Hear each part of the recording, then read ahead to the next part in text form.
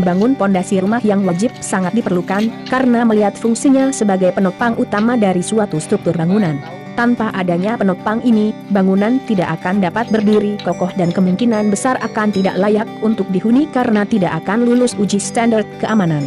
Pemasangan pondasi yang salah akan mengakibatkan bangunan menjadi tidak stabil kekuatannya.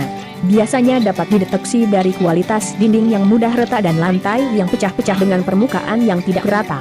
Sebaiknya pada rencana pembuatan pondasi ini, tidak ada salahnya jika menggunakan jasa seorang arsitek ataupun sipil sebagai konsultan yang dapat memberikan saran di dalam memilih jenis pondasi dan cara pemasangan yang tepat. Sebelum membahas cara membangun pondasi rumah, berikut jenis-jenis pondasi rumah yang harus Anda ketahui. 1. Pondasi dangkal. Pondasi jenis ini biasanya digunakan pada bangunan satu lantai. Fungsinya lebih sebagai penopang beban struktur pada saat pemasangan bata. Jenis pondasi dangkal adalah pondasi batu kali, terbuat dari batu alam dengan berbagai ukuran yang diatur penataannya, kemudian diikat dengan bahan adukan dengan komposisi tertentu. Bangun pondasi rumah yang akan diterapkan sebaiknya menggunakan teknik pemasangan yang mengacu pada titik bawah yang sudah dibuat. Standar yang biasa dipakai sebagai tolak ukur kedalamannya adalah sedalam 4 lapis bata merah.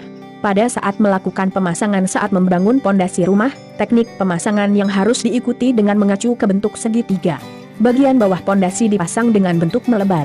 Bagian atas yang mengerucut bisa menggunakan ukuran satu batu bata yang memiliki ukuran sekitar 20 cm. Pekerjaan pemasangan pembesian dilakukan setelah semua pondasi selesai dipasang. Besi harus diikat seperti bentuk anyaman dengan kawat ikat. Pada setiap ujung besi dibengkokkan dan dikaitkan dengan masing-masing pondasi pelat setempat yang sudah dibangun. Pembesian seperti ini hasilnya akan menyerupai tiang-tiang yang biasa disebut dengan tiang kolom. Pekerjaan selanjutnya yang akan dikerjakan adalah pemasangan begisting untuk slow off. Pemasangannya akan menggunakan sebidang papan yang mempunyai ukuran sekitar 400 cm x 20 cm x 2 cm. Tujuan dari pemasangan ini adalah sebagai perkuatan pada saat proses pengecoran dilakukan. Pemasangan papan ini pun harus dilakukan dengan sangat teliti dan presisi agar tidak jebol atau rusak ketika pengecoran. Jika pemasangan pondasi sudah selesai, proses membangun pondasi rumah selanjutnya yang dilakukan adalah pemasangan slow off.